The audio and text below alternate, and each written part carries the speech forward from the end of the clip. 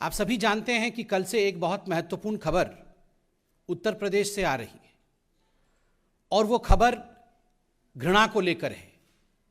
जिस प्रकार से कुछ राजनीतिक दल, चाहे वो कांग्रेस हो और चाहे वो समाजवादी पार्टी हो, आपस में जिस प्रकार से एक कंपटीशन और एक प्रतिस्पर्धा चल रही है कि who will promote more hatred for the Hindus, हिंदुओं के खिलाफ ज्यादा घृणा कौन उगल सकता है और हिंदुओं के खिलाफ बोलने वालों को कौन सी पार्टी प्रश्रय दे सकती है। इस प्रकार का विषय, इस प्रकार का प्रतिस्पर्धा, कंपटीशन हम उत्तर प्रदेश में समाजवादी पार्टी और कांग्रेस के बीच में देख रहे हैं। कल आश्चर्य हुआ जब एक औपचारिक फॉर्मल प्रेस कॉन्फ्रेंस में, जिसमें कांग्रेस के अध्यक्ष उत्तर प्रदेश के अजय लल्लू जी मौजूद थे, उनकी मौजूदगी में मौलाना तौकीर रजा खान, जो कि इत्तेहाद-ए-मिल्लत नामक पॉलिटिकल पार्टी को हेड करते हैं, उन्होंने कांग्रेस पार्टी को अपना समर्थन घोषित किया।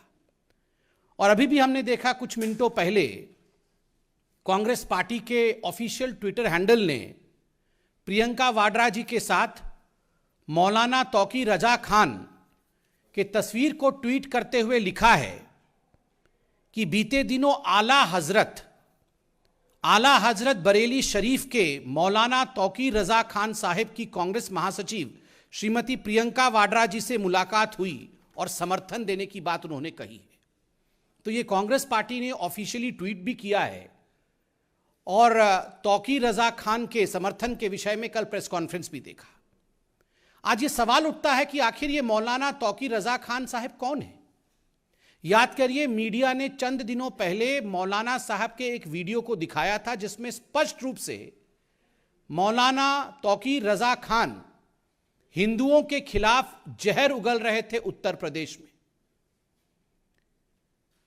ऐसी बातें कह रहे थे जो कभी कहा नहीं जा सकता। मौलाना तौकीर रजा खान कह रहे थे कि अगर कानून की व्यवस्था, मेरे जो यूथ हैं, मेरे जो जवान हैं, अर्थात जो मुस्लिम जवान हैं, उनके हाथों में कानून की व्यवस्था आ जाए तो जो हिंदू लोग हैं उनको सोचना पड़ेगा, हिंदुस्तान में रहने की जगह तक नहीं मिलेगी हिंदुओं को।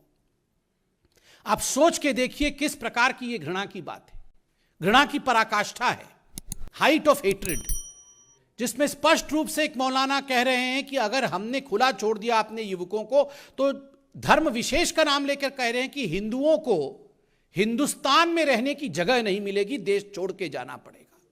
और तो और उसी लाइन में वो कहते हैं आगे कि हिंदुस्तान का नक्शा बदल के रख देंगे, हिंदुस्तान का नक्शा बदल जाएगा।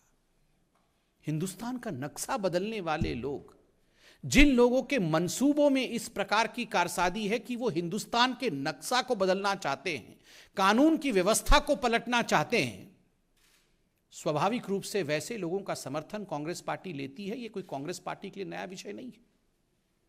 It is not knew that the Congress party stands in alliance with such people who shower constant hatred against the Hindus and the philosophy of India.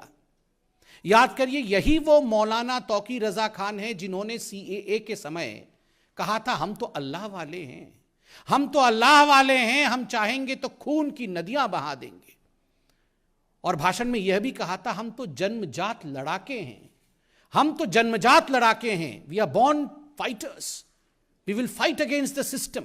अगर हम चाहें तो हम खून की नदियां बहा देंगे, हम अल्लाह वाले हैं। इस प्रकार की बदजुबानी करने वालों के साथ प्रियंका वाड्रा खड़ी होती है और न केवल खड़ी होती है, उनके समर्थन के लिए गुहार करती है और आखिरकार उनको समर्थन मिलता भी है।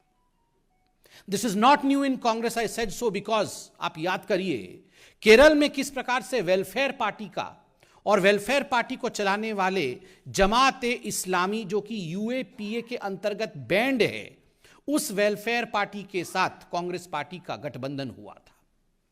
याद करिए, चंद दिनों पहले हमने देखा था कर्नाटक में जब चुनाव हुए थे तो SDPI, जो कि एक पॉलिटिकल फ्रंट है, popular front of India, PFI का, उसके साथ कांग्रेस पार्टी का गठबंधन था। बंगाल में ठीक उसी प्रकार इंडियन सेक्युलर फ्रंट, जो अब्बास सिद्दीकी हिंदुओं के खिलाफ जहर उगलते थे, उनके पार्टी के साथ गठबंधन कांग्रेस पार्टी ने बंगाल में किया था। स्वाभाविक रूप से ये जो रैडिकल सिंडिकेट है, कांग्रेस पार्टी का जो रैडिकल सिंडिकेट है, वो पूरे हिंदुस्तान के सामने आज एक्सपोज्ड है। The radical syndicate which is in fact furthered by the Congress party stands exposed in front of India Today. और इसमें कोई कांग्रेस पार्टी अकेली नहीं है, इसमें प्रतिस्पर्धा हो रहा है। प्रतिस्पर्धा अर्थात कंपटीशन समाजवादी पार्टी के साथ है। याद रखिए, नाहिद हसन पे भारतीय जनता पार्टी ने अभी चंद दिनों पहले आवाज उठाई थी, उसका नतीजा आपने देखा, सत्य की जीत हुई। नाहिद हसन जो कि कैराना से समाजवादी पार्टी के कैंडिडेट थे, आज वो जेल में हैं। वही नाहिद हसन जिसने हिंदुओं के खिलाफ जहर उगला था और कैराना में पलायन के लिए जो जिम्मेदार थे, वही नाहिद हसन जिसने कहा था हिंदुओं की दुकान से और हिंदू व्यापारियों से किसी प्रकार का संबंध नहीं रखना है, अगर उनसे हम सामान खरीदना बंद कर देंगे तो उनके पास कोई ऑप्शन नहीं बचेगा, उन्हें कैराना से पलायन करना पड़ेगा। उनको समाजवादी पार्टी ने टिकट दिया था, आज जेल के सलाखों के पीछे है। रफीक अंसारी, मेरठ से रफीक अंसारी जिसको टिकट मिला है और किस प्रकार के केस उनके ऊपर लंबित थे यह भी हम जानते हैं, किस प्रकार की घृणा की बात वो करते हैं यह भी सर्वविदित है। असलम चौधरी विधानसभा धौलाना, दो समुदायों के बीच लगातार जहर उगलना, दो समुदायों को किस प्रकार से दंगों में झोंकना, यही असलम चौधरी का काम रहा है, उसे भी समाजवादी पार्टी ने प्रमोट किया है।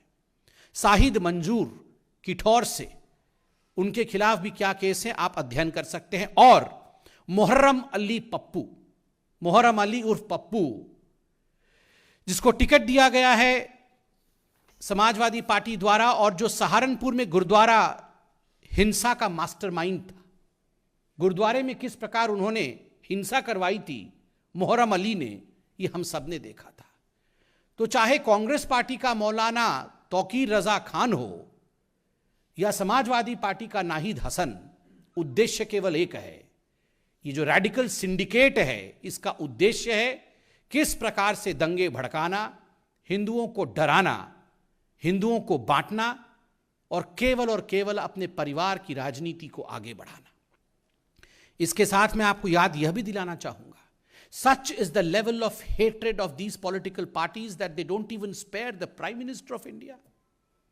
ये जो घृणा की राजनीति है, आज कुछ पॉलिटिकल पार्टीज जो घृणा की राजनीति को आगे बढ़ा रही हैं, उसमें इसका आलम इस कदर ऊपर जा चुका है कि कुछ पॉलिटिकल लोग प्रधानमंत्री नरेंद्र मोदी जी के खिलाफ भी जिस प्रकार के शब्दों का उच्चारण कर रहे हैं, प्रयोग कर रहे हैं, और जिस प्रकार का प्रयोग पंजाब में भी हुआ वो हमने देखा है।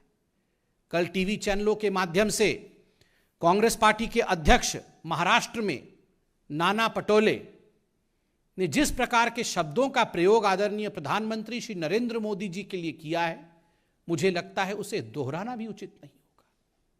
वो कहते हैं कि आवश्यकता पड़ने पर मैं मोदी को मार भी सकता हूं, मैं मोदी को गाली भी दे सकता हूं, मैं मोदी को मार भी सकता हूं, मैं मोदी को गाली भी दे सकता हूं। आज मैं राहुल गांधी और प्रियंका वाड्रा से पूछना चाहता हूं, भारतीय जनता पार्टी की तरफ से, या आपके पार्टी के इतने बड़े बड़े नेता मोदी जी के खिलाफ, देश के प्रधानमंत्री के खिलाफ जिस प्रकार का जहर उगल रहे हैं, एक बात बिल्कुल स्पष्ट है, पंजाब में प्रधानमंत्री के सुरक्षा के ऊपर जिस प्रकार का हमला हुआ, सुरक्षा में चूक हुई, सुरक्षा में टूट हुई, वो प्रयोग था, संयोग नहीं था।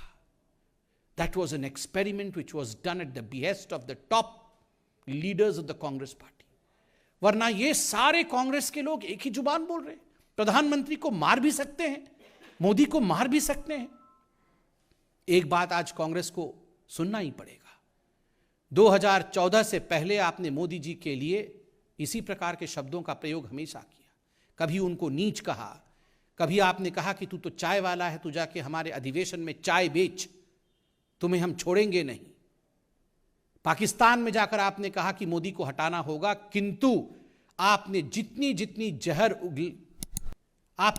भी जहर उगला मोदी जी के खिलाफ, उतना ही अमृत हिंदुस्तान की जनता ने अपने प्रधानमंत्री के ऊपर बरसाया है।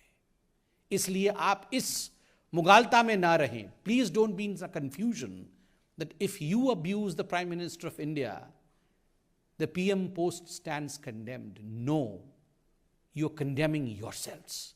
इस प्रकार की भाषा और इस प्रकार के प्रचलन से आप खुद का ही हानि कर रहे हैं. Subscribe to Nation Next YouTube channel and press the bell icon to get regular updates from Nation Next.